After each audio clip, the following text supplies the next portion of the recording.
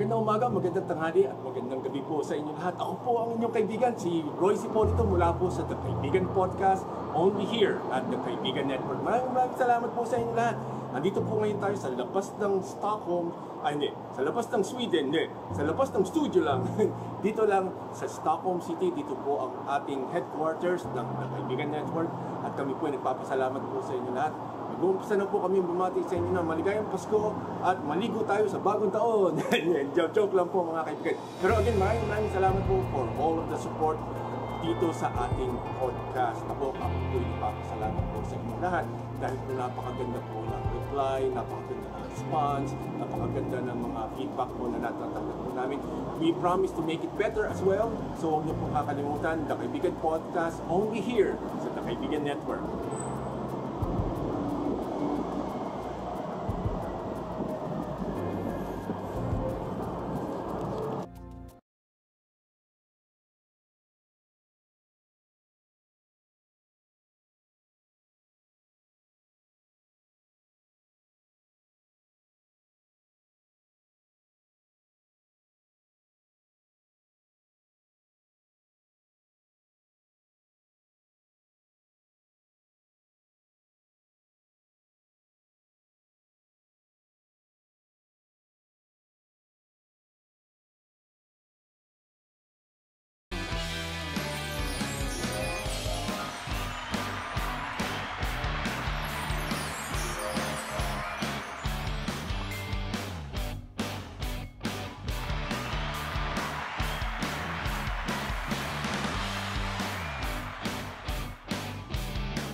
Magandang umaga, magandang tanghali at magandang gabi po sa inyong lahat. Ito po ang inyong kaibigan, si Royce Hipolito, only here at the Kaibigan Podcast. Maraming salamat po sa inyong lahat.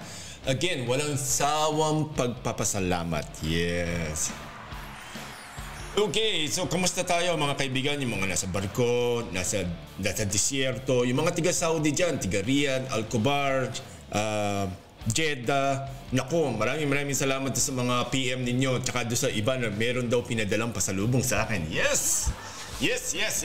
Maraming salamat po sa inyo mga kaibigan.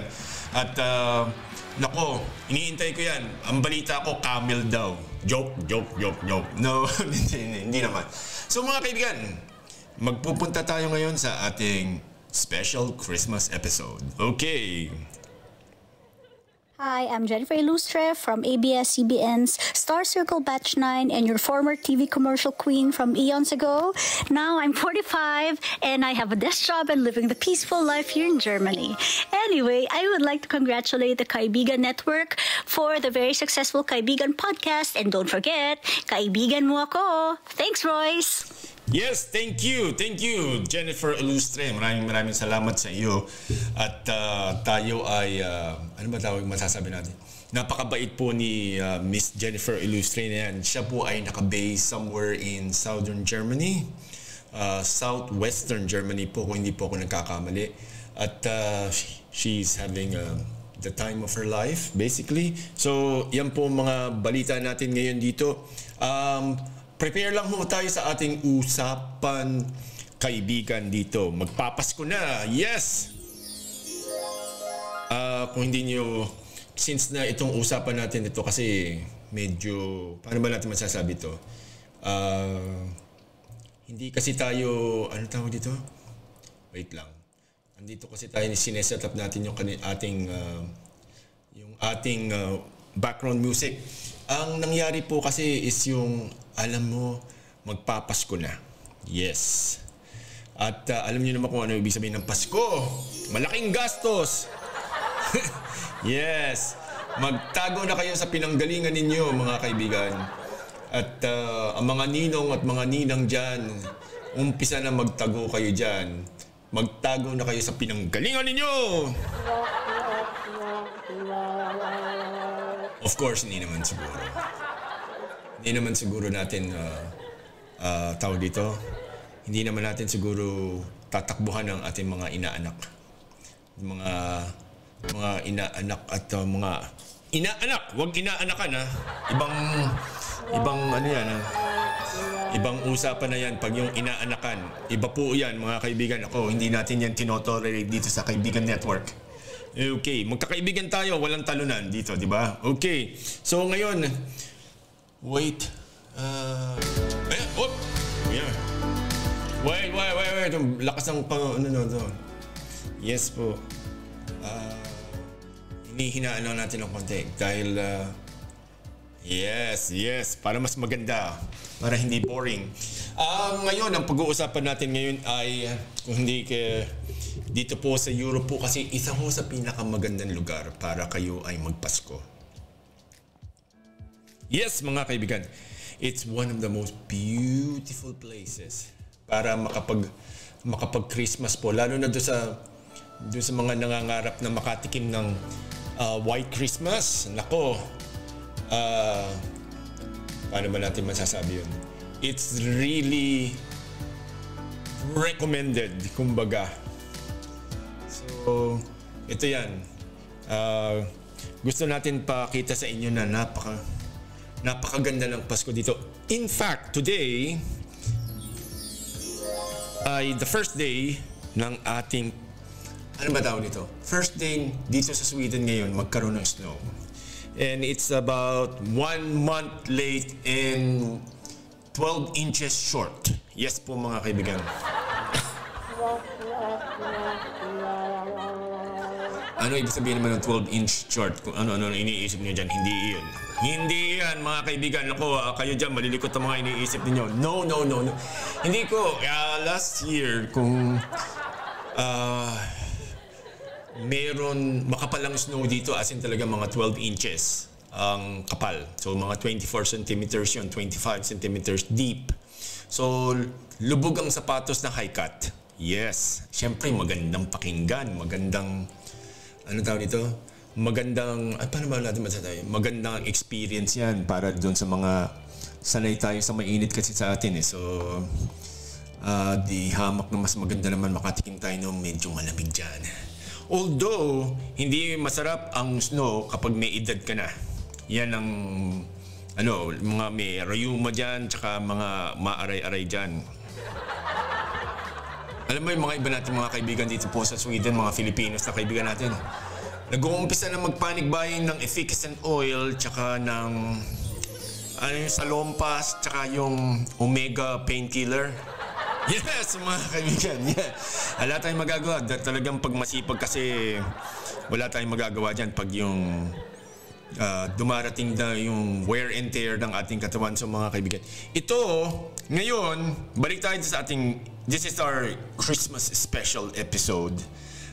Panonoorin natin ngayon na magre-react tayo sa isang taong hinahangaan ko na isa ito sa mga unang nagbablog pero talagang pang TV talaga ang kanyang production.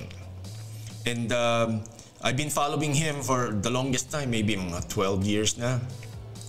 His name is Rick Steves. Amerikano po siya pero nagta-travel siya all over the world, hindi lang po dito sa Europe. And then I just found out that he, last year, 10 months ago, he created this Rick Steves European Christmas, the full special. And maganda na. Panood ko na, meron tayong ibang, yung ibang bits ng mga Pasko dito na napuntahan na. Kasi karamihan ng pinuntahan niyang mga lugar na puntahan ko na rin. Unfortunately, hindi naman panahon palagi ng Christmas kasi unang-una, mahirap ang ticket, mahirap magbiyahe, mahal, at paano natin ito masasabi? It's not just possible kasi dito po sa Europe kasi, ito tatandaan natin. Kung gusto mo makatipid, huwag kang magbabakasyon, huwag kang sasabay sa mga local na mga holidays. Okay? So yung mga Christmas, mga big yan, big Easter, big yan, tsaka summer vacation dito, yung June, July, August na yan. Very big yan. So hindi natin pwedeng, huwag kang sumabay dyan at siguradong talo ka dyan.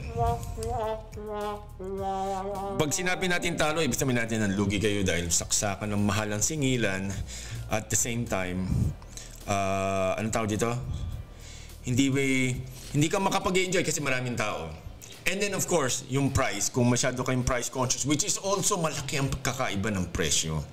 So doon sa mga kaibigan natin na magpupunta o may balak pumunta mag-Europe po, lalo na yung mga nasa Middle East, baka hindi nyo alam pwede kayong mamasyal dito. Wag lang kayo magti-TNT o magtatago kasi mahirap mapunta sa presensya ng ibang tao. So maganda pamasyal dito, okay? At huwag kayong magtatalon dahil mahirap talaga po. Nagbabago na mga batas dito, so hindi na nakakalusot ngayon yung mga basta-basta mag-TNT nila. Okay, so without any further ado, umpisa natin itong Rick Steves Europeans Christmas reaction video natin.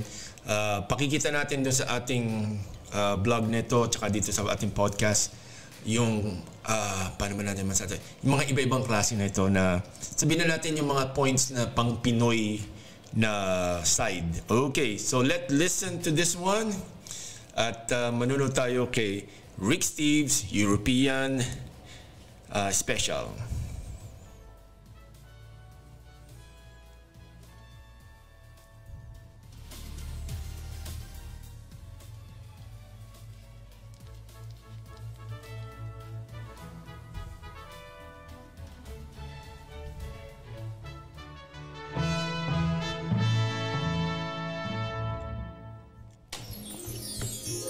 In Melting Pot America, Christmas is celebrated year after year with traditions that came over on the boat with our ancestors. In this holiday special, we're traveling back to the old country, to places of rich variety and deep roots. We'll explore the history behind our much-loved traditions. Joining friends and families across Europe, we'll discover a Christmas that's both familiar and different. Yes po mga kaibigan. Okay, so hintayin lang natin tong mga commercial neto sa YouTube na yan eh. England is filled with voices singing in the season. The short days around the solstice bring Norwegians out to celebrate the light of Christmas. Families, friends, and food are the centerpiece of the French Noel.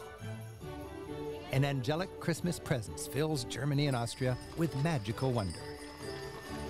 Italy reveals the sacred nature of the season, from its countryside to its holiest shrines. Nature, in all its wintry glory, seems to shout out the joy of the season in Switzerland.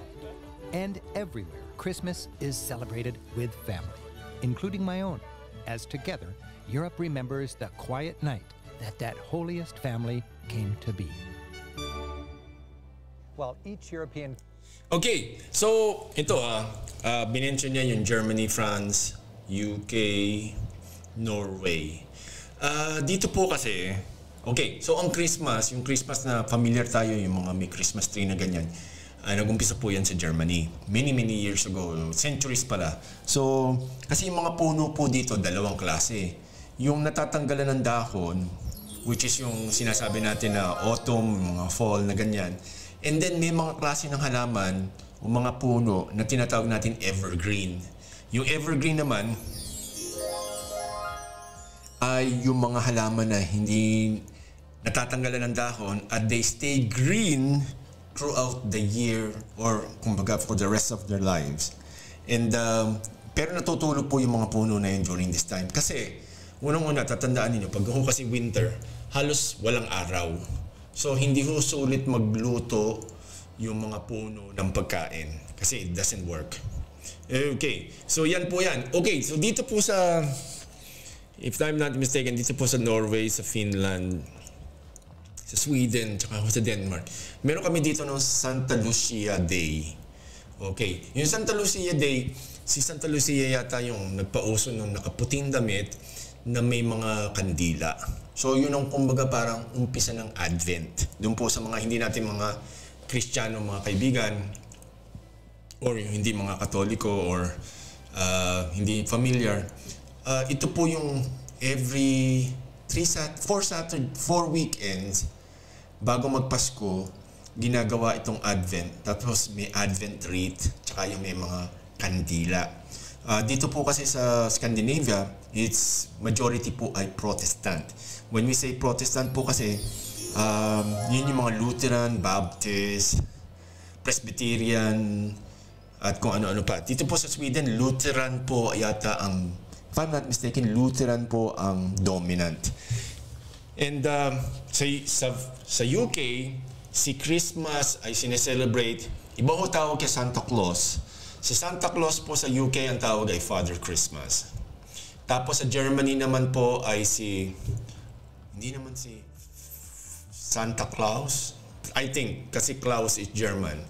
And then, Noel, pag sa France, Feliz Navidad naman po sa France, sa Spain.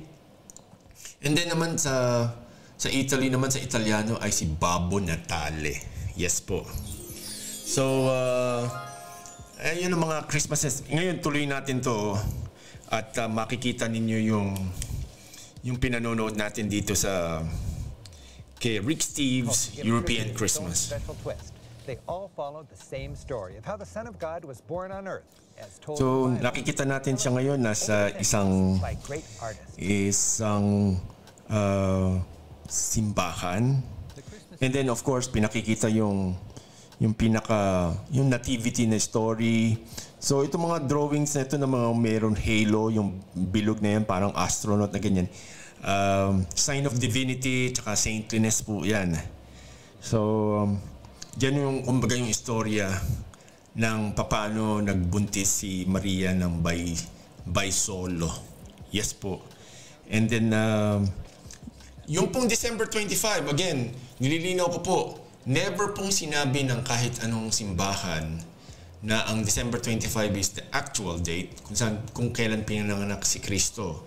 By the best guess ng sino man is pinanganak si Kristo sometimes spring kasi may mga shepherds na nagpapastol. So, ibig sabihin nun, pag may nagpapastol, may damo na tumutubo. Okay. Kasi tuwing winter, siyempre ang damo hindi tumutubo. So, pag kinain na, wala nang babalikan. Okay. So, since na may mga shepherds sa pastulan, so ibig sabihin nun, sometimes spring. And ang spring po dito sa Northern Hemisphere ay naglalaro sa March, April, tsaka May. Yung mga thereabouts. So, yan po yan. Okay, so kinikwento ni Steve dito yung istorya ng kung paano nabuntis si Maria, tsaka yung istorya na ganyan. So, alam naman natin yung kung paano nangyari yan. So, hindi na natin masyado Pero pakikita pa rin natin. Yung mga paintings na yan, magaganda po yan. At iba yung pakiramdam. Iba yung pakiramdam na napapanood. Iba yung nakikita mo, tsaka pinanonood mo is very different. So, yan po yan. Tsaka yung mga kumakanta na yan, yung nasa background, pakinggan nyo to.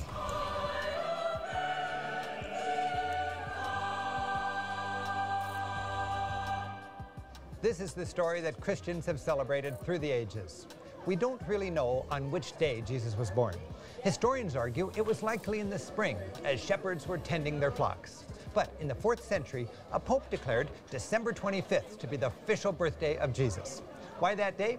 Well, Christianity was newly legal in the Roman Empire, and the clever pope figured it would be smart if the biggest Christian festival coincided with the biggest pagan one, winter solstice. And throughout the land, people, Christians celebrating the birth of the sun, and pagans celebrating the return of the sun, have been rejoicing ever since. For scenes straight out of a box of old-fashioned Christmas cards, we head to England, to the city of Bath. Ito, maganda po yan, yung city ng Bath. Near the magnificent medieval abbey, Bath hosts an annual Christmas market. Ito yung parang Tianggi nila, kung tutuusin ninyo po. Magandang pumunta dyan. Although, syempre, hindi naman mura. Tsaka hindi ho made in China. Yes. They're a deeply ingrained part of the English Christmas tradition. The custom goes back to Shakespeare's day. Today, young and old sing their way through the season. Here, the Bath Abbey Choir of Boys and Men are performing a carol concert by candlelight.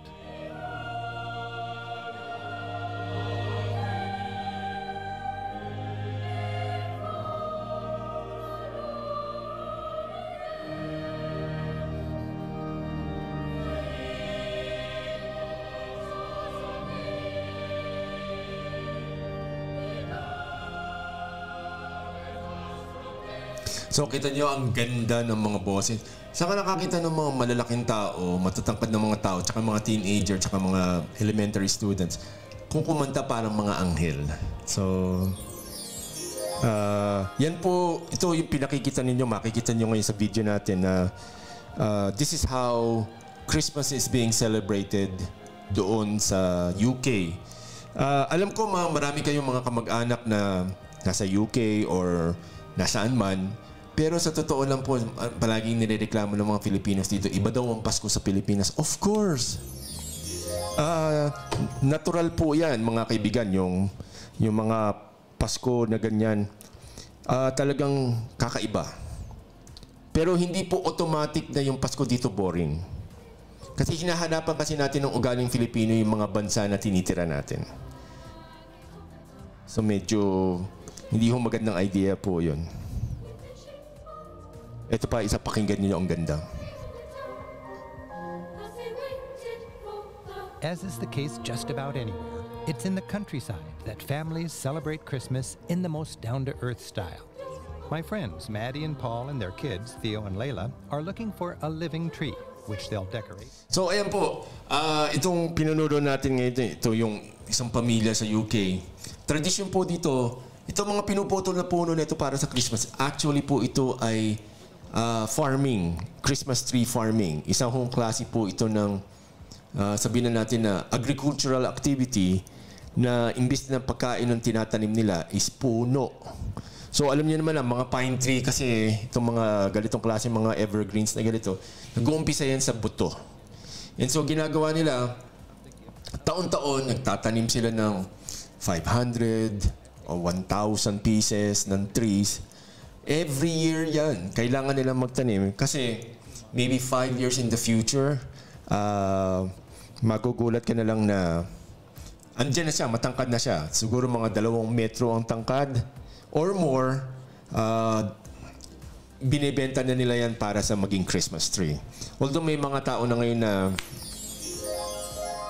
nagre-reklamo na this is not a very good tradition or hindi environmental. Wala nang wala nang tama. Di ba? Kasi di hamak naman na mas environmentally friendly ito kaysa naman yung bumili ka ng plastic na Christmas tree. Di ba? Pero, like I said, dito sa mga lugar namin na pwedeng tamnan o tumubo ang mga Christmas trees na puno na ganito, okay lang. Pero, katulad po sa Pilipinas, hindi advisable eh. Tsaka, yung mga pine trees po, kung meron pa natitirang pine trees sa Pilipinas, tsaka sa Baguio, mabagal ho silang tumubo. So, medyo hindi ho siguro advisable, tsaka maganda sanang business yan eh. Dahil tumutubo siya for 5 years, meron tayong forest cover, tapos every year, isang section pinuputol o puputulin. Ito business idea. Baka ho may makaisip sa atin. Doon sa mga malalamig na lugar na wala ng puno sa mga bundok na malalamig dyan sa mountain province na ganyan. What if subukan yung magtanim ng mga pine tree at ibenta nyo ito yung Pasko? Oy, di ba? Kita niyo naman yan mga kaibigan. Usapang business to. Okay, dito lang sa The Kaibigan Podcast. If you just joined us dito sa ating podcast po, welcome to the Christmas special. At pinakikita ko po sa inyo kung paano natin sineselebrate ang mga Christmases dito po sa mga European countries nito. And right now, yung nakikita niyo ngayon nito ay nasa UK. So ito, ayan, nakikita natin ngayon si Father Christmas. Ang tawag nila sa Santa Claus. At yung original na Santa Claus po, totoong tao po yan, isang bishop yan sa Turkey na Kristiyano. And then, nakilala siya sa pagiging very generous, tsaka yung ganyan. So, nakakiisip ang Vatican o yung Catholic Church na, uy, magandang influencer to. So, ginawa nilang image model si, ano nga pa pangalan itong bishop nito na hindi Klaus ang pangalan eh. Pero alam niyo na yung story na yun more or less. So, and then it's stuck. Although, i-explain natin mamaya kung paano naging kulay pula and everything ang suot niya. Pero ito, may kasama nito mga commercialization. Paano siya naging ganyan? Okay. So, balik tayo kay Rick Steves dito sa kanyang European Christmas special. Chamber choirs in England, the 16, filling a church with timeless sounds of the season. Wow, di ba?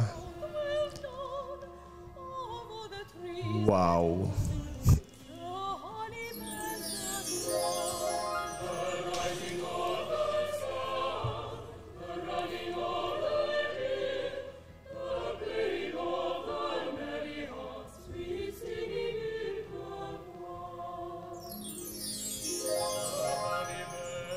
Diba?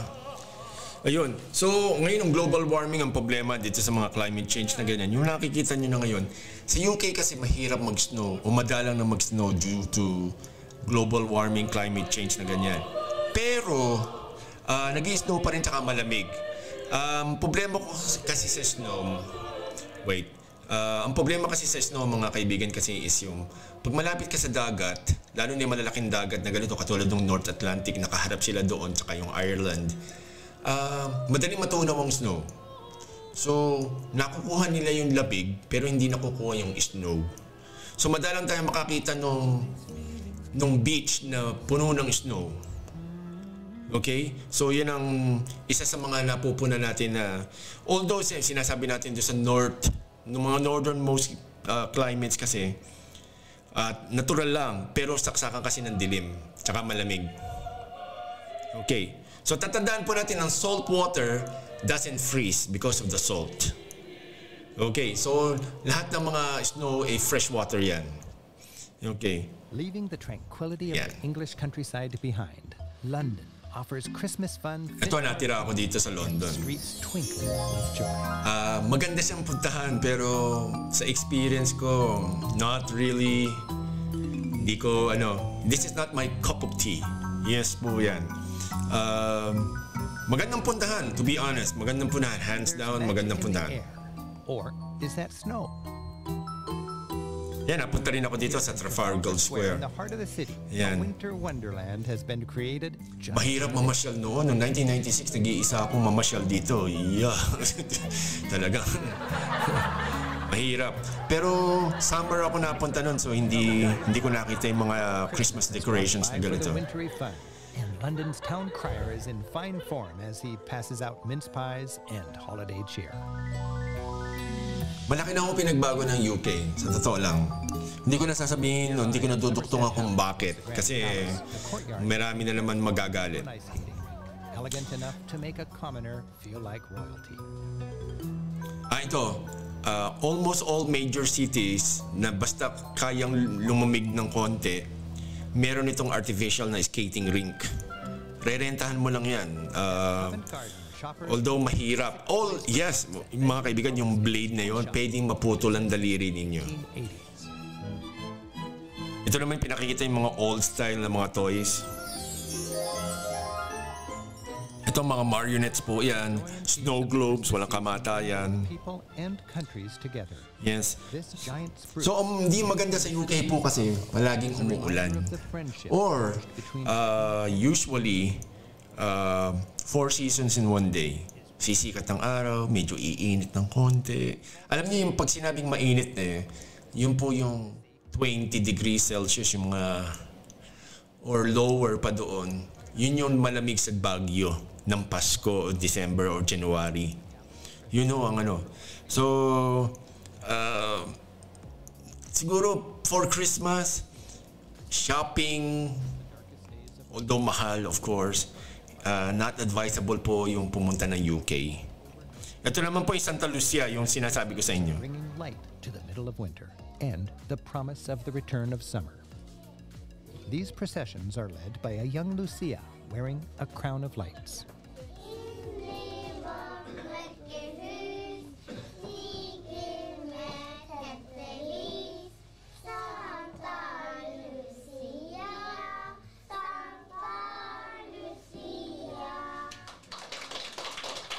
This home has housed widows and seniors Yes. for over 200 years. So, alam niyo mga kaibigan, isang nakakalungkot lang na istorya dito sa nakikita niyo na yan. Mas marami yung matatanda dito kaysa sa mga bata. So, it's very sad. Kasi problema kasi, pag yung maundad ng bansa, nagiging busy sila, na-appreciate nila yung hindi pala nadadaan sa dami, quantity ang anak, kundi sa quality. Ang problema lang doon, hindi naman pwede pala yung puro quality lang. Kasi kailangan talagang maramihan. Kasi yung SS po natin, umaasa po yan sa contributions para matustusan yung mga nagtrabaho noon. So kailangan mas marami yung nagtutustos kaysa doon sa tumatanggap. So balik po tayo kay Rick Steves' European Christmas Special. For most of us, it's just a handy excuse to steal a little Christmas kiss. The Norwegian spirit of Christmas extends even to the departed. Candles flicker in graveyards as families remember lost loved ones. And all over Norway, communities gather together in churches just like this, as choirs cap Santa Lucia Day with a concert.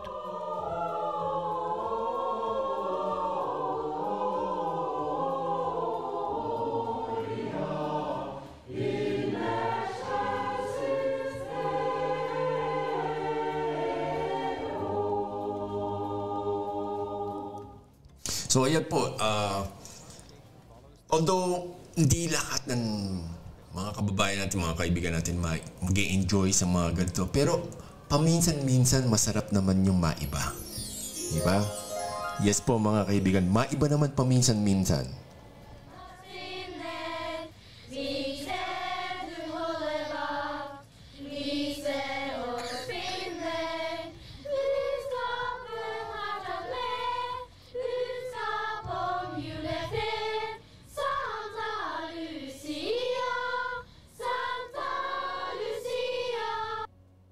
So ayan po, yung Santa Lucia na yan, talagang para yan yung, paano ba natin masasabi? Para bang Immaculate Conception na event. Sa Scandinavia po yan. Kasi very big deal po yung, paano natin masasabi na ito? Santa Lucia na yan. I wish my daughter would join pero hindi mahilig yung anak ko sa ganyan eh. So balik po tayo again kay Rick Steves sa kanyang European Special dito po sa Kaibigan Podcast Christmas Special. Keep a bowl of porridge out by the barn for the Julenisse. These mischievous elves from the forest visit each Christmas not on reindeer, but with a horse, pig, and mouse entourage, and a bag of gifts. Every good child knows the Julenisse is coming with an exciting reward. Just up the fjord, Norway's capital, Oslo, celebrates Christmas with a more urban charm. Streets are decorated. Locals not ready to rely on the Julenisse. Okay, so ito naman yung pinaka-Stockholm, yung capital po ng, Stockholm, capital ng Norway, Oslo. Would you believe 1 million lang, less than 1 million po ang tao sa Oslo. And yan, that's the biggest city on all of Norway. Pero sila isa sa pinakamayaman. And, yan. Still the city's oldest church. The old Aker Church, which dates back to the 12th century, hosts the Norwegian Girls Choir for an Advent concert.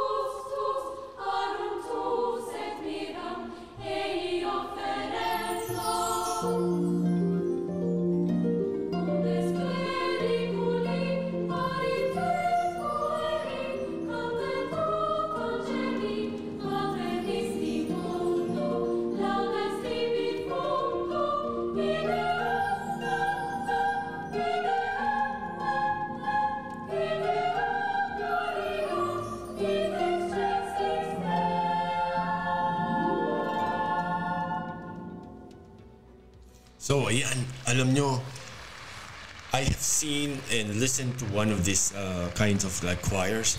As in talaga kung gaano ka, yung recording nito dito sa YouTube, di hamak na mas maganda in person. Kikilabutan po kayo, lalo na kung nakaka-appreciate kayo. It's one of the best experiences if you can.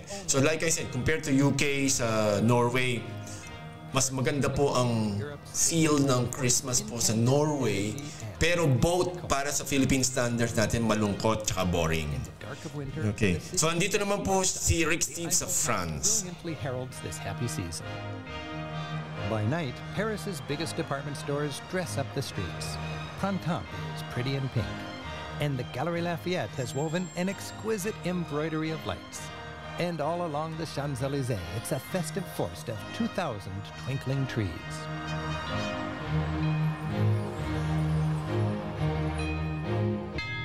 By day, the signs of Christmas are more subtle, but can be found everywhere. The best-dressed trees are seen here in the Pompidou Center. Where else but in Paris will you find avant-garde Christmas trees making a fashion statement? With visions of Versace dancing in their heads, inspired fashionistas can bundle up their wish lists and head to the designer boutiques on the Rue Royale.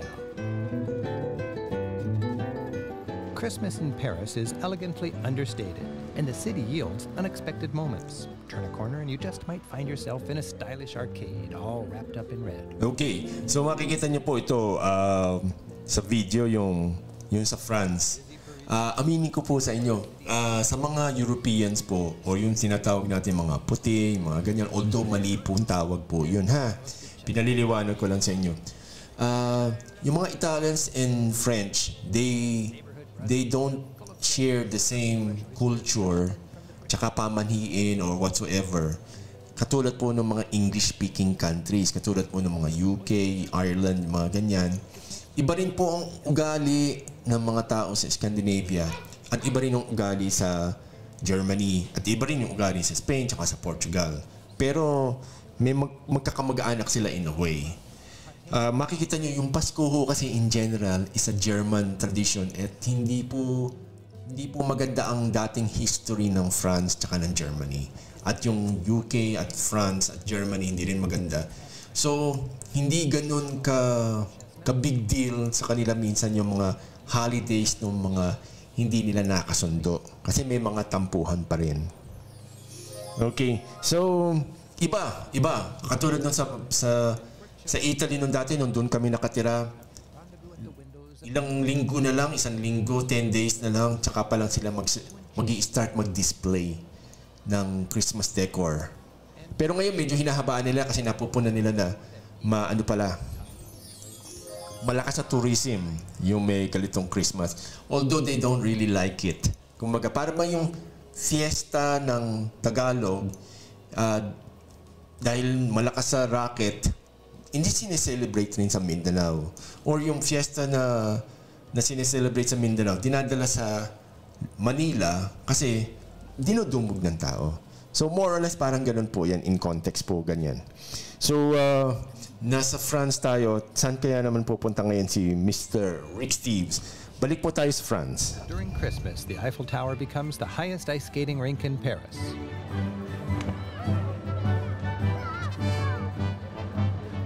Kids ride ponies at Luxembourg Gardens. And the city's magical Ménage de Noël, the carousels of Christmas, spin memories. A clear, cold day brings out Parisians trying to soak up as much sunlight as possible on these, the shortest days of the year, while a dusting of snow brings out hopes for a white Christmas, like at home. Whether you're young or just young at heart, Christmas in Paris is the stuff of dreams. If Paris is a grande dame strutting her Christmas finery, then Burgundy, where we're heading next, is her pious country cousin. Burgundy lies in the quiet, religious heart of this mostly secular nation. France's most venerable abbeys are here, and their spirit seems to animate the small village. Yes po mga kaibigan, balik po tayo dito sa The Kaibigan Podcast Christmas Special about the European festivals po on how they celebrate Christmas, which is coming for. This episode was recorded on the 20th of November 2024 po. And this is our pre-Christmas special po para sa inyo. Para ho kayo yung magkaroon ng idea if ever last minute yung gustong pumunta dito sa Europe, this would be more or less yung inyong best bets. So like I said, kung gusto niyo yung mga ganito na lang. Kung may edad kayo ng konti, mas ganda ang Scandinavia. Tsaka yung Scandinavia kasi mas kukunti ho ang tao. And alam niyo naman po, pag nagkakaedad na tayo, mas gusto natin yung kukunti. Aminin niyo yan. Ako. Tsaka syempre, yung malamig at mamaya explain natin kung ano mga wish list na kailangan nyo i-prepare just in case na gusto nyo pumunta po dito sa Europe po for Christmas. Although I'm pretty sure marami na tayong mga kababayan o mga kaibigan na already had Christmas plans at marami tayong mga artista siguro na tatakbo siguro for Christmas dito po sa Europe. Kasi lately, katulad po ng Japan, marami ng mga Filipino na mga celebrities natin, they can afford. I don't know kung talagang maganda na ang takbo ng mga sweldo ng mga artista kasi marami na nagpupunta dito ngayon eh.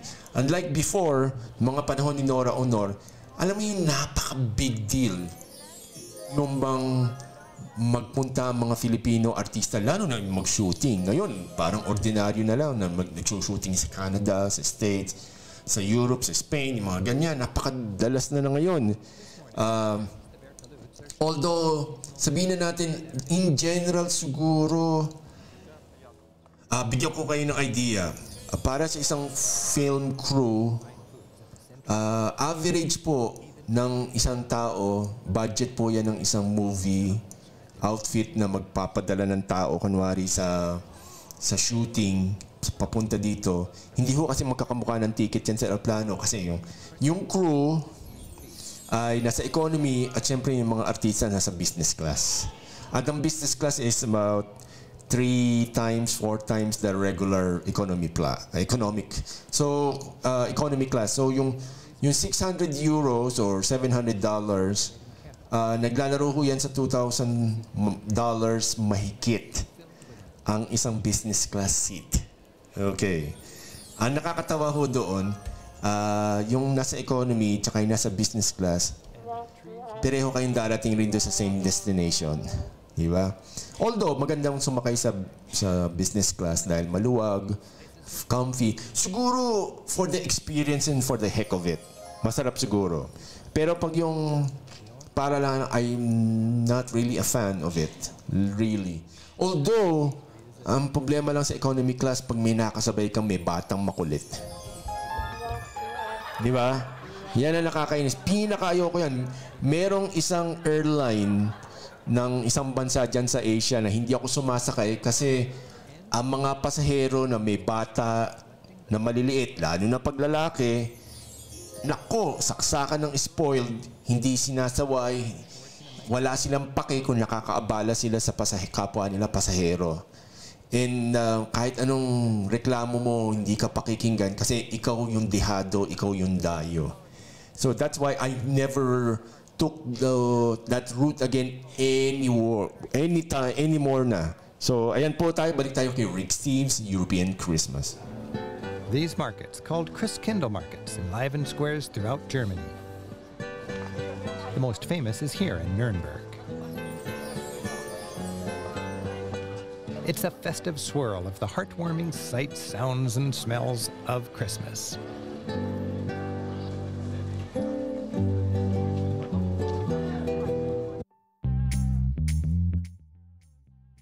So mga kaibigan, like I said, ako, pasensya na kasi minsan yung alam niyo na yung mga commercials ng YouTube.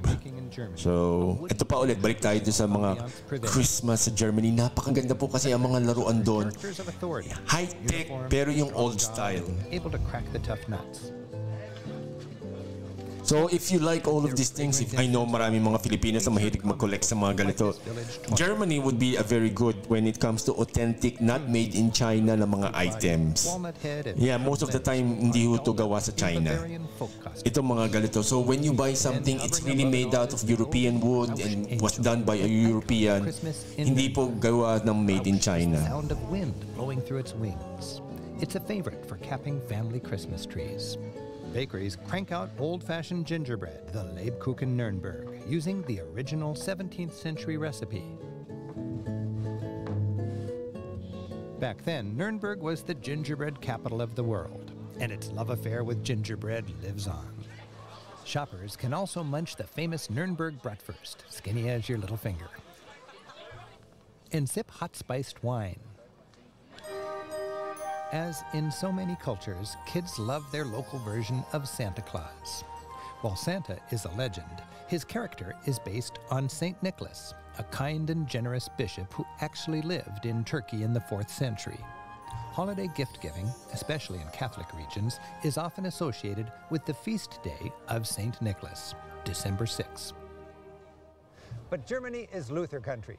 Back in the early 1500s, the great reformer Martin Luther wanted to humanize the Christmas story by shifting the focus away from the saints and back onto the birthday boy, Jesus. Rather than jolly old St. Nick bringing the goodies on December 6th, Luther established the idea that gifts would be given on the 25th by the Christ child, or in German, Christkind. But for kids, it was hard to imagine the little baby in the manger delivering gifts. So an angel served as the gift-giving Christ child, and somehow the angel came to be represented by a young girl. She spends her reign spreading the joy of the season. The Christkind concludes by telling the enthralled children, "If you're very, very gentle, you can touch my wings." Nuremberg's favorite angel then leads her fans into the children's section of the market, where expertly bundled kids enjoy a Christmas wonderland.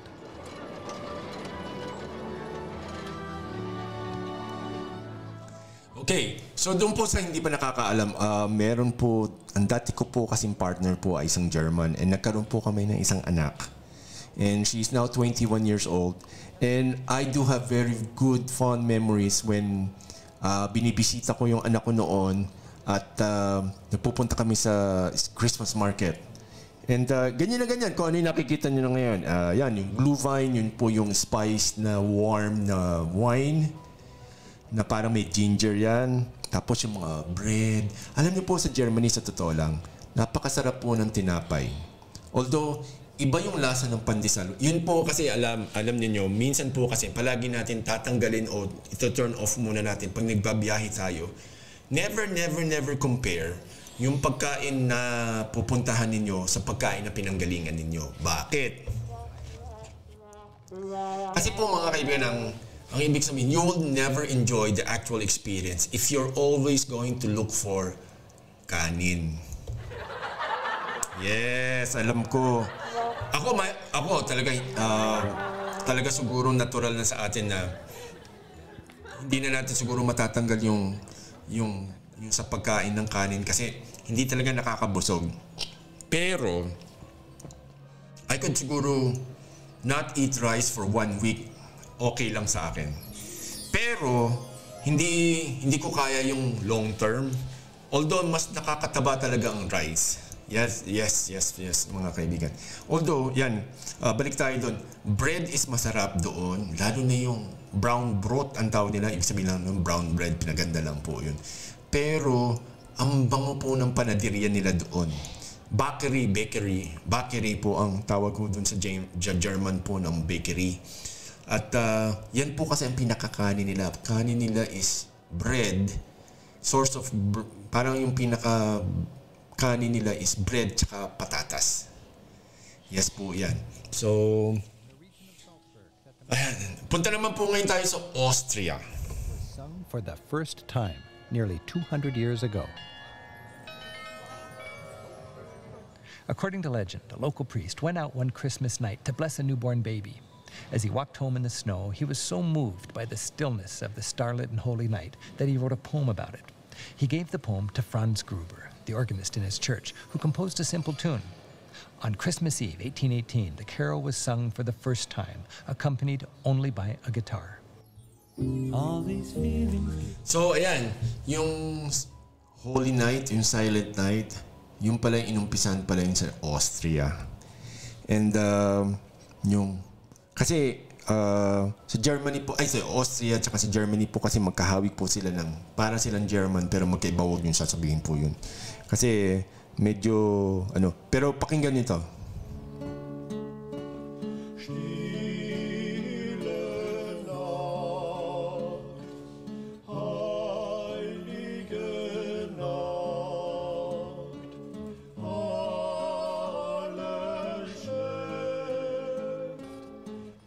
Austria is one of Europe's more traditional corners. Its strong Catholicism and a love of heritage shine especially brightly at Christmas time in the countryside.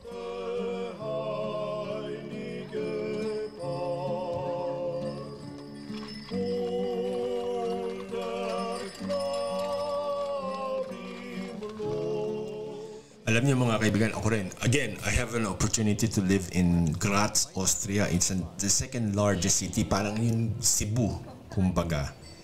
And I do have to admit na parang postcard. Actually po, kung mahilig kayo talaga magbiyahe at marami kayong napapanood, lalo na ngayon marami na sa YouTube ng mga travel videos.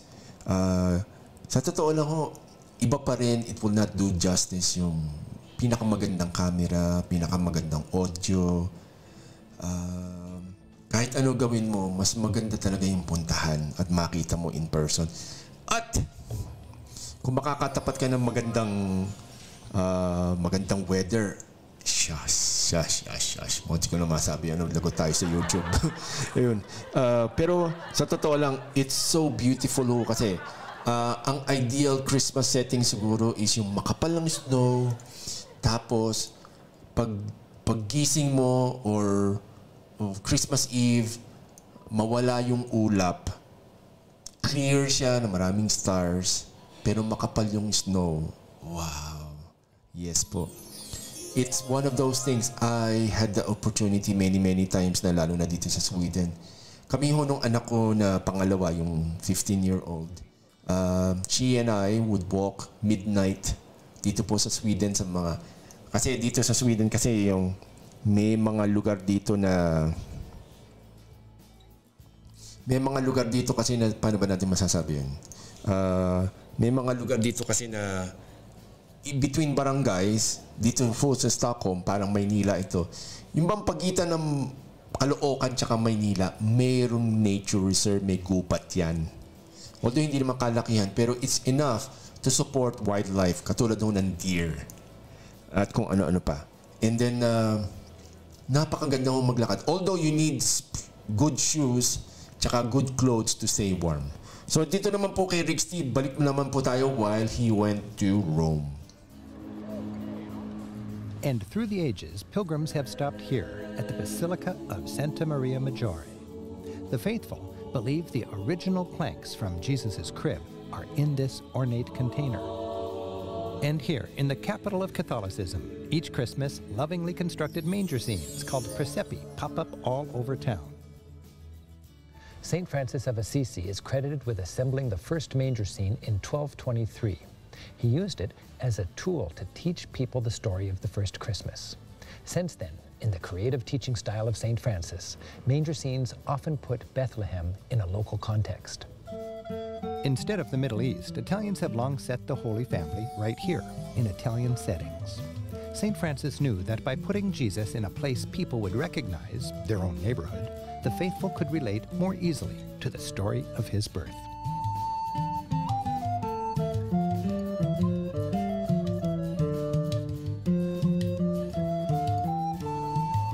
And presepi range from the very traditional to the very surprising, like this one that imagines the nativity in an Eskimo village. The ultimate manger scene is back on Rome's ultimate square. St. Peter's is where the Pope celebrates midnight Mass each Christmas Eve.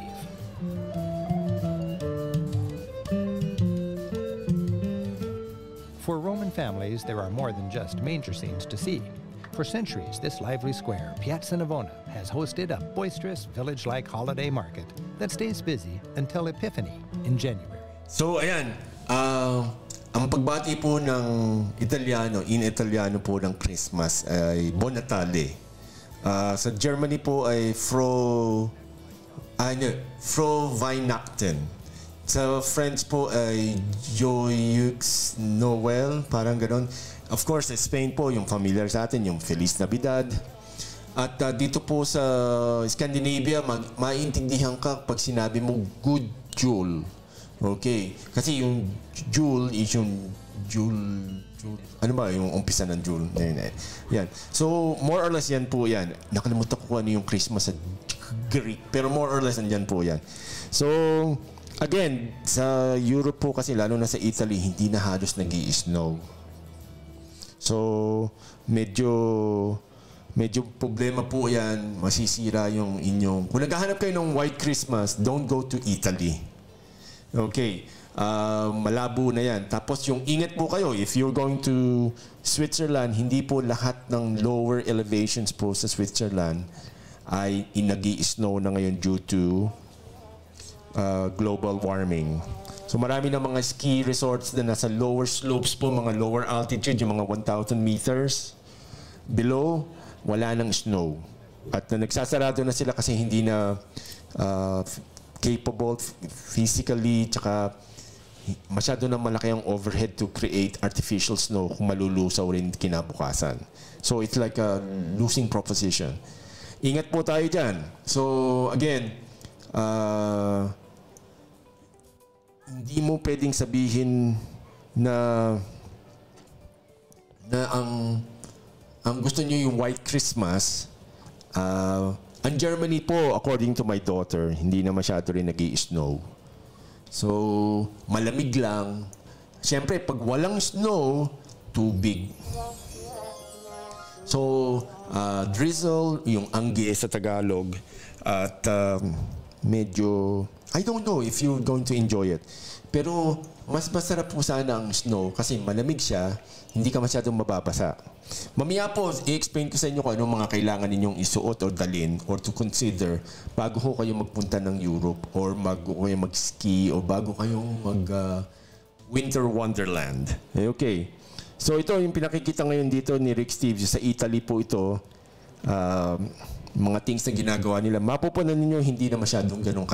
Although para sa Pilipino, malamig pa yan. For sure. Pero dito sa, if I'm assuming right, it's in Italy po ito. Malamig siya. Pero, madalaw na siya mag-snow. Kasi, pag nag-snow siya, parang siyang balakubak. So, babaksak, then malulusaw rin.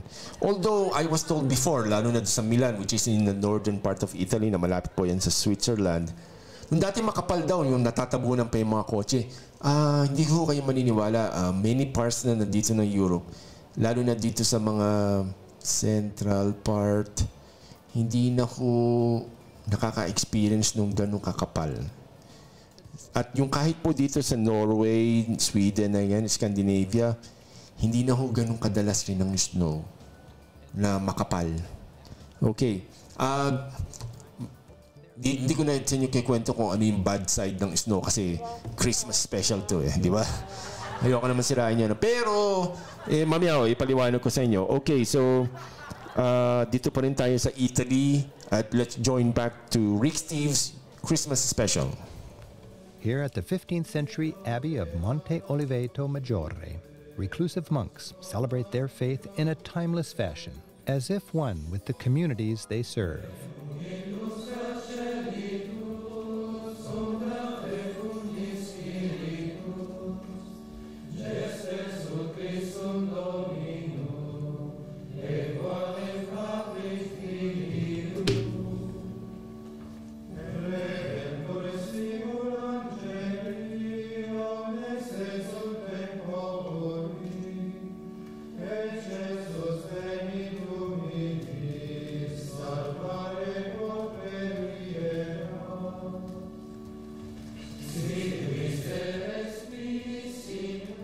And in this town, the people are doing a dress rehearsal for a Presepio Vivente, or living nativity. On Christmas Eve in this simple cloister, they'll recreate the town of Bethlehem on that holiest of nights.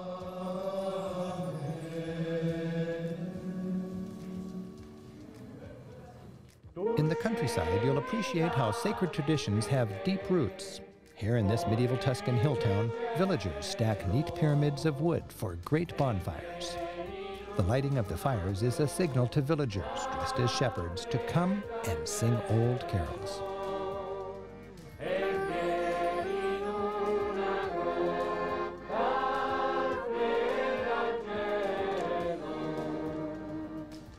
It's a reminder that through the ages, Italy's humble shepherds entertained the faithful.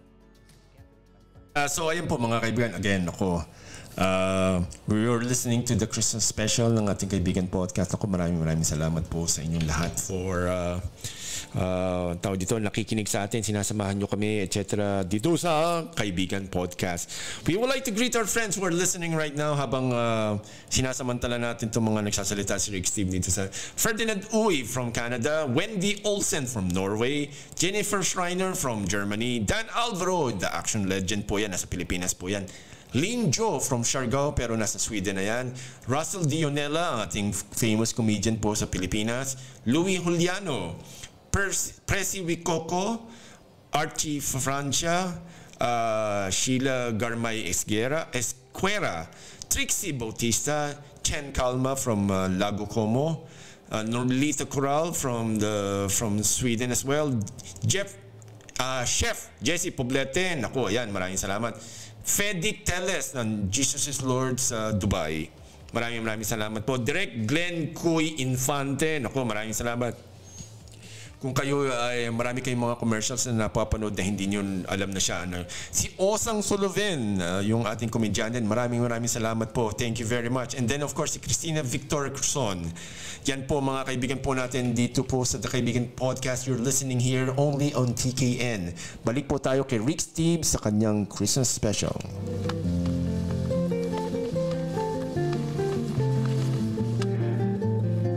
Ollie's taking us high above his village on a quest to find and cut the perfect Christmas tree. Ayan po mga kaibigan, itong nakikita nyo nito, ito ang magandang Christmas. Yes, ang pinakamagandang part ng White Christmas, yung bagong baksak na snow. Kasi pino pa siya, masarap maglakad. Kasi pag ang snow kasi natapakan na, pangit na. So pag maraming tao, hindi na maganda. So, isipin nyo na lang malamig na putik. Isipin nyo na lang yung nakikita nyo sa halo-halo, kulay brown o kaya itim. Yes. Yan. Pero ito pong katulad nito na pinakikita nito, hindi ko alam kung saan to sa Europe, pero mukhang Switzerland. This is the typical Christmas na I know marami sa atin ay nangangarap mga experience even at least once in a lifetime. And it's highly recommended po dito po sa The Kaibigan Network for you to experience ang isang Christmas special. Christmas na white special po na yan. You will really love it. Although yung pagkain siguro you will be hard-pressed. Pero general rule, although medyo mapapangyo yung mga local sa inyo, umorder na lang po kayo ng yung version nila ng hamburger. Kung hindi nyo kayang kainin yung mga ibang pagkain dito, lalo na yung mga cheese and bread. Alam niyo naman po tayo mga Asians, hindi po tayo masyadong lactose intolerant by nature. So it takes a while. Ito, naku, napakagandang experience po itong mag-snowmobile on Christmas kasi mahirap maglakad sa snow. So let's join Rick Steves again on his Christmas special dito po sa The Kaibigan Podcast. Christmas special as well.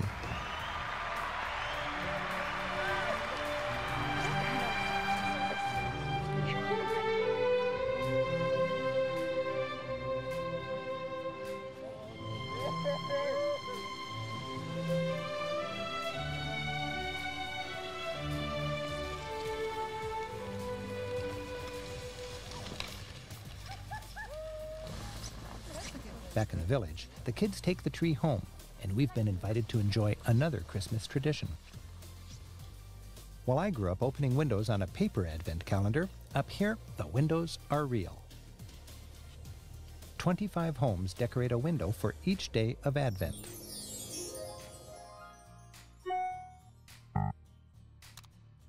So ayan po mga kaibigan yung Advent. Kasi uso po dito yung Advent calendar. Yung Advent calendar po kasi para sa bata yan, may mga treats sa loob ng bawat date. So para siyang, alam niyo yung parang loto, yung binubunot ninyo, yung bawat loob nun, bibili kayo ng isang buwan yan eh. Paano nga 4 na weekends yan. And then every day pag, as a treat para sa mga bata po, you get to open one for the corresponding day. So, kunwari December 10. So, pag binuksan mo yung December 10 na yun, may maliit lang na kapirasong chocolate po yun. Again, tayo po kasi, sanay tayo yung parang overindulgent.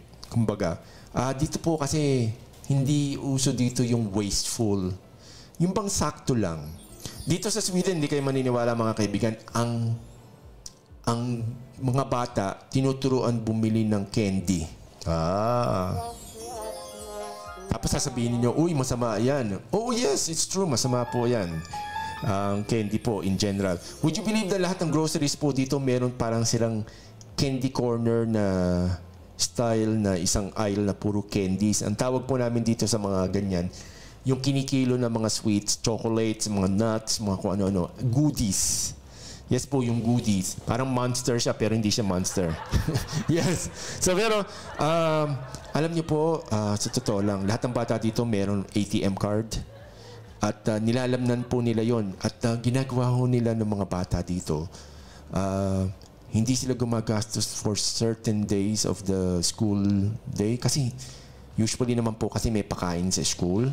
So, hindi naman talaga kailangan ng maraming pera. Dito po kasi talaga sa totoo lang, pwede kang pumasok dito ng walang pera. Makakauwi ka pa rin ng walang pera. Yeah, no. Hindi, pero like I said, kasama po yan sa taxation namin. Hindi po yan originally libre or completely libre kasi wala akong libre po sa abroad. Yan po, di ba? Okay, so ang pag-uusapan po natin ito ay habang pinanonood natin tong mga Christmas traditions po dito po sa Europe. Yung sa candy na yon, every Friday lang po pwedeng bumili ang mga bata ng candy as much as they want. And if I'm not mistaken, pwede mo lang yung kainin Friday night. Yes. Di ba? Ang weird. In a way, pero disiplinado. And if I'm not mistaken, dito po sa Sweden, isa po ang Sweden sa pinakamalakas kumain o mag-consume ng candies at sweets. Hindi ko lang masasabi, pero yung mga candies po dito at mga sweets, hindi po masyadong marami yung artificial coloring tsaka yung mga chemical tsaka mga preservatives po. So that's why may kutob ako paano sila pinapayagan ditong bumili ng ganyan.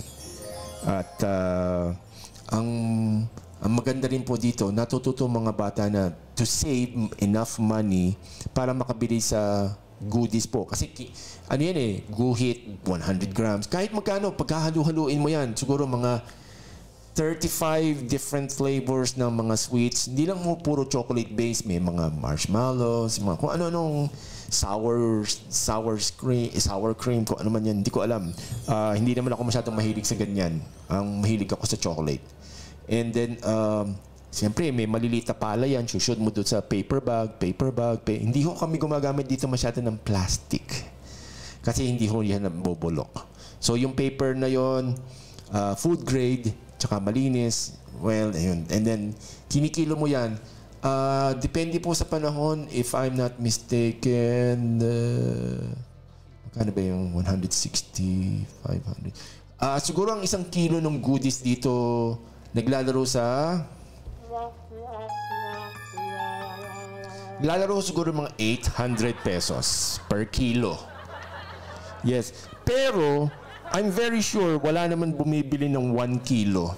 Kasi hindi mo naman mauubos. Iba na itsura mo nun by the time na makakain ka ng 1 kilong sweets for the entire year. Entire day, Friday. Hindi ho siguro. Yan. So, ang maganda lang po doon sa ganun practice po kasi syempre hindi naman ho maganda yung tayo nagdaan sa pagkabata. Hindi naman pwedeng puro aral lang, hindi naman pwedeng puro laro lang, hindi rin pwedeng puro trabaho lang. paminsan-minsan naman mayroon konting kasayahan dito naman po sa buhay ho natin. Although lahat po ng sobra talaga hong masama.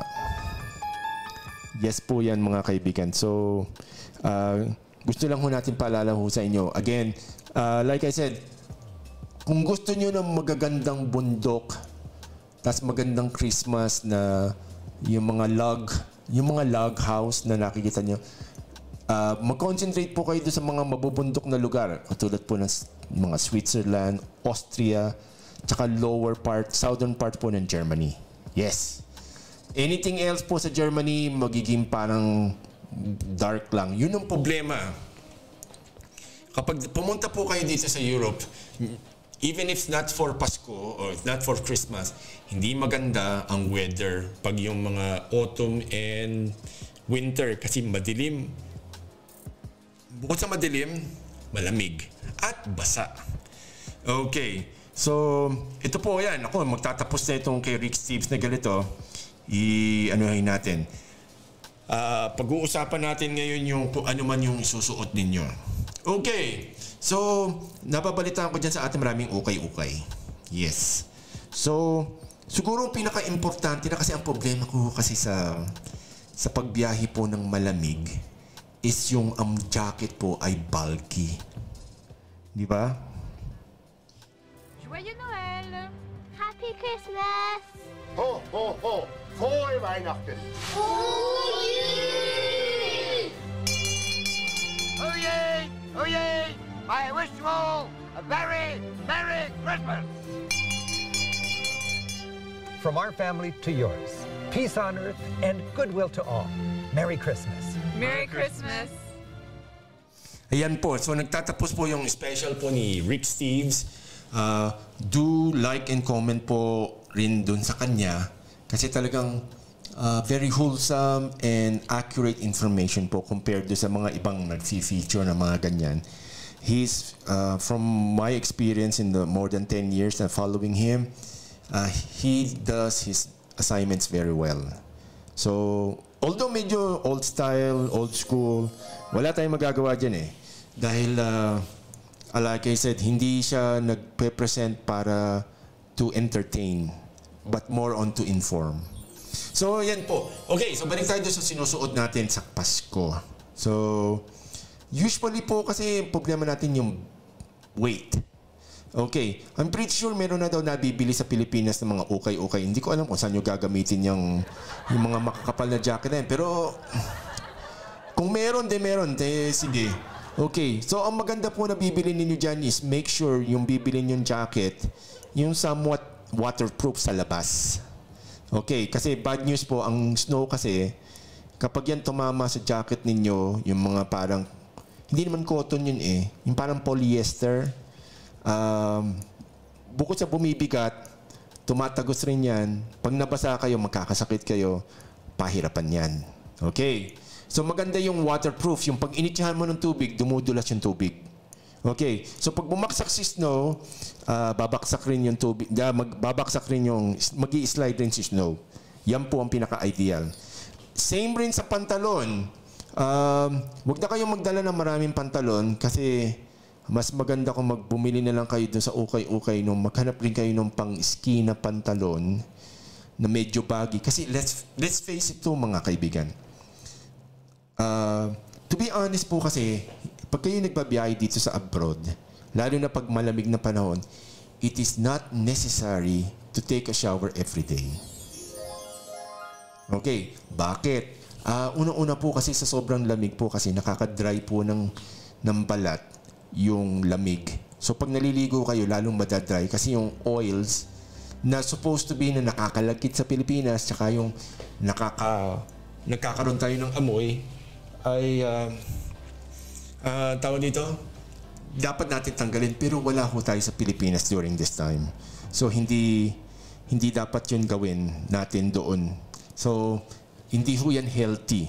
Tsaka to be honest, hindi kayo talaga naman papawisan at hindi rin ho kayo mangangamoy. Okay? Kasi alam ko yan, bago umalis ng hotel, maliligo. I do understand, masarap ang pakiramdam. Pero it's not necessary as well. Okay, wag ho kayong mag-alala, hindi ho kayo marumi. Feeling nyo lang kailangan maligo. Yan na yung compulsion na ugali natin Pilipino na kailangan maligo even if it's not necessary. Okay. Okay. So, alam kong maraming nagsasabi na siguro ng ew. Pero, it's a good tip po yan, to be honest. Unang-una, wala naman makakaalam sa picture na 2 araw na kayo hindi naliligo. Di ba? Yes. Pustahan tayo. Wala makakaalam yan.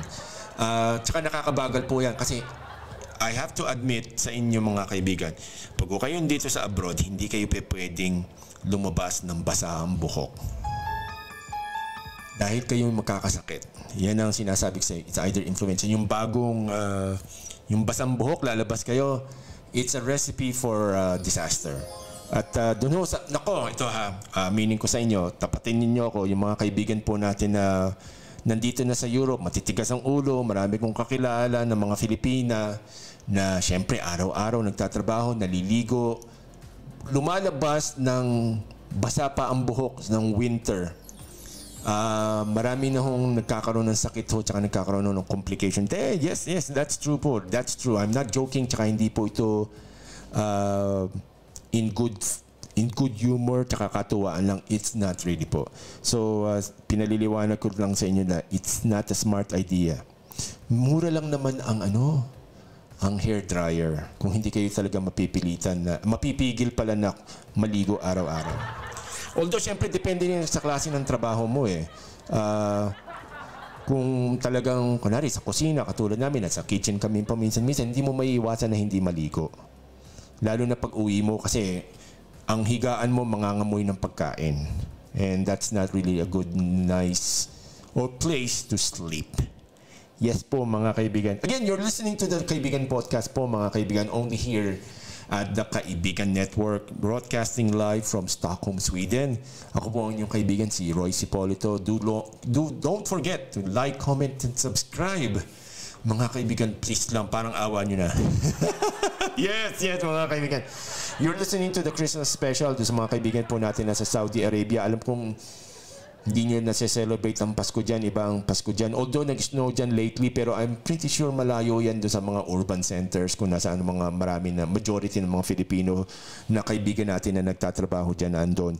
At doon naman sa mga nakatira sa mga Australia, New Zealand, tsaka mga Argentina, South Africa, may mga Pilipinos po dyan. Kabaliktaran po namin yan dito sa Northern Hemisphere. Sila naman po ngayon ay nasa umpisa o nag-uumpisa na ang summer nila. Yes po. So, kasi yung mundo kasi, yung tumitingala siya, isipin mo na lang yan. Tumitingala siya. So, kami nasa, isipin mo na lang yung tumitingala siya. So, yung noo mo, andoon kami, pag tumingila ka, lalong mapapalayo sa sinag ng araw. At yung nasa baba mo naman, yung sa bibig mo, tsaka sa yung mga area na yon, nakakatanggap sila mas maraming sunshines. Therefore, parang summer. At baliktad naman po yan. By the time na matapos dito winter, sometime around April or March, yung mga thereabouts, yumuyuko naman po yung mundo. So kami naman po nakakatikim dito ng above average sunshine. Katulad nun, there are places here in Sweden tsaka Norway, mga ganyan na 24 hours maliwanag. And pag sinabi kong maliwanag na ganyan, 2:00 ng madaling araw, 1:00 ng madaling araw, pwede kayo magbasa ng dyaryo sa labas nang hindi kailangan ng flashlight. Yes po. Although, kabalik na naman ngayon mga November, December, January, February, 9:00 na ng umaga hanggang 3:00 ay konting liwanag, kulimlim, and then didilim na ulit. At dito po sa Sweden, very safety conscious po kami dito sa mga jackets natin kasi mahilig kami magsuot ng mga itim na jacket na medyo madilim na nga, di ba? Tapos itim pa rin. Hindi ko maintindihan paliliwanag ko sa iyo kung bakit. Nagsusuot kami ng mga armband tsaka sa mga bag namin ng mga reflectorized na mga bands or lights. Depende sa budget. para makita ka ng sasakyan, makita ka ng ibang tao. Madalang ka rin makakakita ng tao nagbibisikleta kasi delikado. Wala rin nagmumotor, of course, delikado. So to avoid collisions, kapag malayo ka, kailangan meron ka ng mga ilaw.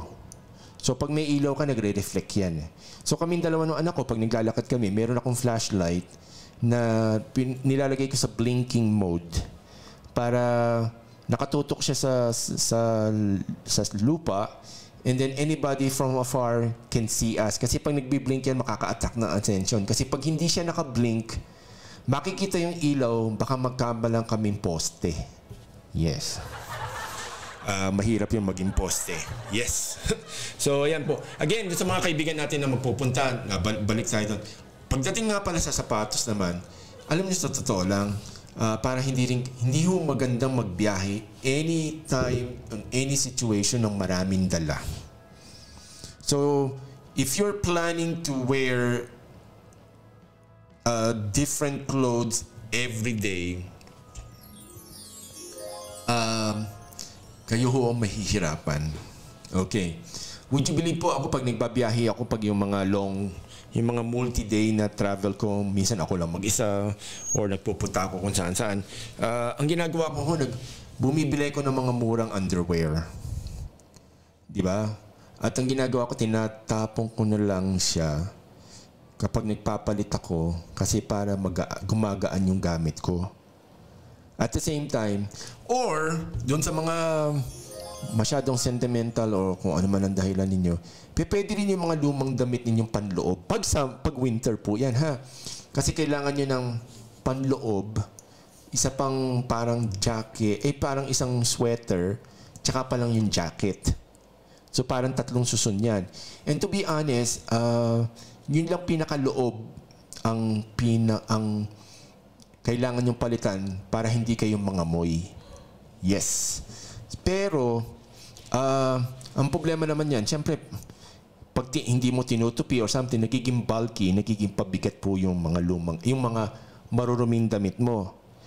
So, ang ginagawa ko, pag yung malalamig na ganyan, yung mga pinakaluma ko ng damit, ang ginagamit kong panloob, tapos tinatapon ko na lang sa basurahan sa hotel.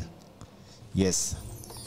So by the time na makabalik ako kung saan ako nakatira doon, magaan na dala ko and I have space para sa mga pasalubong. Ako naman kasi pagdating ng pasalubong, ang binibili ko lang naman talaga fridge magnet. Yan lang ang masaya, fridge magnet. Kasi magaan, madaling dalhin, marami kang mabibili, relatively mura. Yun. Pagdating nga pala sa fridge magnet, ang paalala ko lang po sa inyo, ang advice ko sa inyo, huwag kayong bibili nung ceramic. Yung mga ceramic kasi yung parang plaster, yung parang bato. Problema kasi dyan, it has a tendency to fall sa ref or ma-bump ninyo, matagi ninyo or something. Pag nalaglag yan, pulbos or sira. Not very good. Ang better alternative dyan, ang binibili ko palagi yung metal. Di ba? Yung metal kasi malaglag, kahit anong mangyari, sige.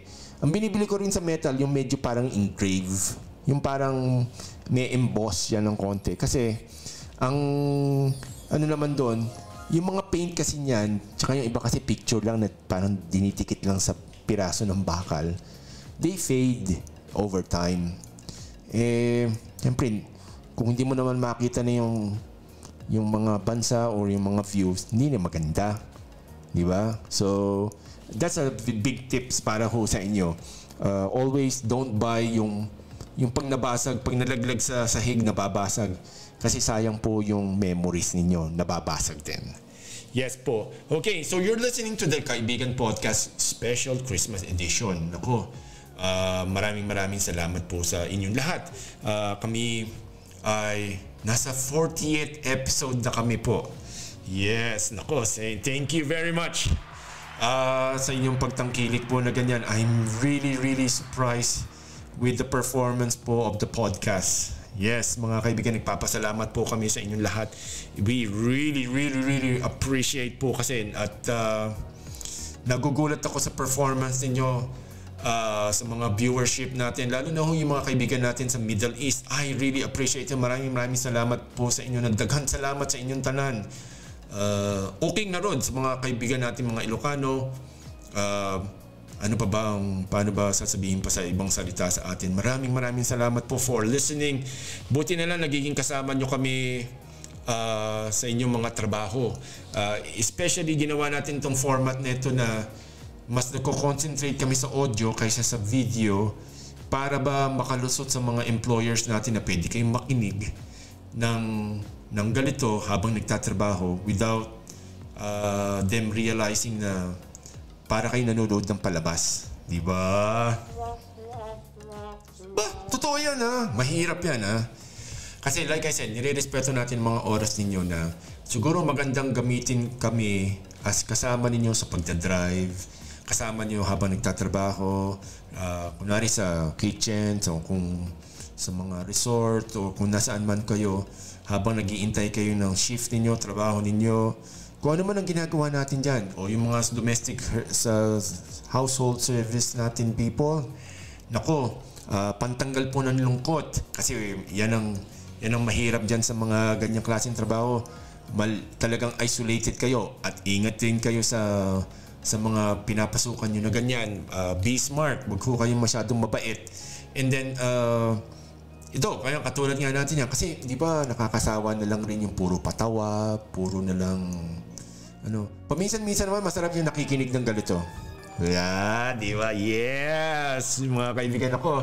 Again, you're listening to the Kaibigan Podcast only here at the Kaibigan Network, broadcasting live dito po sa Stockholm, Sweden. At ako po ang inyong kaibigan, si Roy Sipolo to.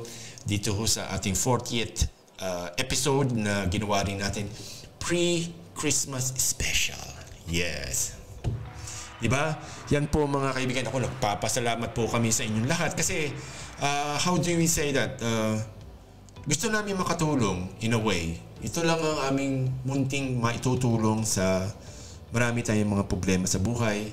Maganda naman na paminsan-minsan naman. Good vibes naman, diba? Yes. Yes, magaling mambola si Roy Sipolito. Dito lang po sa The Kaibigan Podcast. Don't forget to like, comment, subscribe. Yan na lang ho ang balato ninyo sa amin. Yan na lang ang barato ninyo sa akin. Dong, dang, day, ga, palangga. Barato ninyo sa akon yan. Okay. So, hindi po ako talaga marunong magbisaya. Nakakaintindi lang tayo. Kasi, if you are going to hear in Europe for the first time, magugulat kayo, majority po ng mga Filipinos dito ay from Visayas and Mindanao. Yes po. Magugulat kayo na parang ang Italy lang ang alam kong parang sabihin na natin Tagalog country. Yes. So, pag nasa Italy kayo, para kayo nasa Region 4. Hindi, joke lang yun. Ako po, Diyos ko. Hindi, ang ibig sabihin ko nung bakit ba gano'n naman, ikaw yung technician ko po kasi yung pumipindot ng mga sound effects natin eh. Ang ibig sabihin ko lang, pag nasa Italy kayo, para kayong nasa Region 4 kasi talagang halos lahat ng tao doon ay from those areas. Pag sinabi natin Region 4, tsaka yung Region 4A, yan yung Laguna, Cavite, Batangas, Quezon, Marinduque, Mindoro. Yan po yan. Karamihan ng mga tao doon is from that area. If I'm not mistaken, meron kami nakausap noon na supposed to be merong isang barangay somewhere sa Batangas na tawag nila Little Italia. At meron pang isang lugar doon na halos lahat ng bahay, lahat ng mga kamag-anak, bawat isang pamilya meron representative sa Italy. Diba? Yes! Ganun pong kadami sila. Unlike po, kunwari doon sa mga kaibigan natin, mga mahal natin na taga Visayas sa Mindanao, usually yan yung mga Inday na nag-asawa ng afam. Yes! Aminin ninyo! Long hair. Yes. Alam niyo naman, ako, hindi ko po kayo pinagtatawanan. Like I said, kasi ako rin, like I said, dating kong partner ay German. At meron kaming naging anak pala na ngayon ay 21 years old. Nag-aaral pa rin pero nagtatrabaho na, nagsasarili na siya. And I'm very proud of her, of course. Yun naman po yan. Okay. So again, mga kaibigan, like I said, maraming tayong pwede pag-usapan. Mag-comment lang po kayo or message lang po kayo sa amin dito sa Facebook. Royce Hipolito, ROYCE HIPOLITO. Or hashtag lang po, The Kaibigan Network, The Kaibigan Podcast. Kaibigan, makikita niyo po kami doon sa mga social media channels po natin. At magsama-sama po tayo sa buhay natin dito sa abroad. At yung mga nasa Pilipinas naman, magkaroon kayo ng idea kung ano ang pinapasok ninyo pag kayo ay magwa-abroad. Galing ah. Okay, so ang The Kaibigan Podcast po kasi ay non-political, non-religious. Wala ho kaming kinakampihan, wala kaming favorite po dyan. We're just representing the Philippines. So kung kayo ay Pilipino at kayo ay tiga kung saan man kayong probinsya, ayon man ang kulay, itsura ninyo, kayo'y nire-represent natin dito sa The Kaibigan Network. At wala ho tayo dito magkakaaway. Kaibigan lang, hindi po tayo kabit. Hindi tayo kaaway. Hindi rin po tayo mga kung ano-ano pang kalaguyo. Yes po mga kaibigan. So, dito lang po tayo sa The Kaibigan Podcast. Abangan nyo yung ginagawa namin website. Free streaming service po yan. Abangan po natin yan dito sa mga kaibigan natin, mga kababayan natin dito. At doon sa mga magulang na gusto nyong magkaroon ng social media at mass communication experience po, please contact us. At meron po kayong kaibigan po dito to bigyan natin ng magagandang outlet po ang mga anak po natin. Instead po na puro computer, internet, cellphone, mga ganyan. Okay, so mga kaibigan, dito po nagtatapos po ang ating Kaibigan Podcast dito sa ating special Christmas edition. At tayo ay dumating na sa point ng ating yes! So again, mga kaibigan, and welcome to the last portion of our show dito ho sa The Kaibigan Podcast. We have come again to the end of another edition natin, another episode only here at TKN. Maraming salamat po sa kanila po for hosting us here sa TKN po. Abangan niyo po natin ang darating na website po para ho kayo. Lahat po yan ay libre. So lahat po ng mga past episodes natin, you will find it there. Libre po yan. You can watch it. As long as meron kang internet, magkayari tayo dyan. Yes! Yes, mga kaibigan. Again, maraming salamat po sa inyong lahat. Mula po sa Batanes hanggang Sulo. At kung sino man kayo, tiga Saudi kayo, Iraq, Iran, kung saan man, Israel, UAE, Qatar, Oman, South Africa, Brazil, at kung saan. Maraming salamat po. This is Royce Hipolito para sa The Kaibigan Network, dito lang sa The Kaibigan Podcast. Mabuhay po kayong lahat!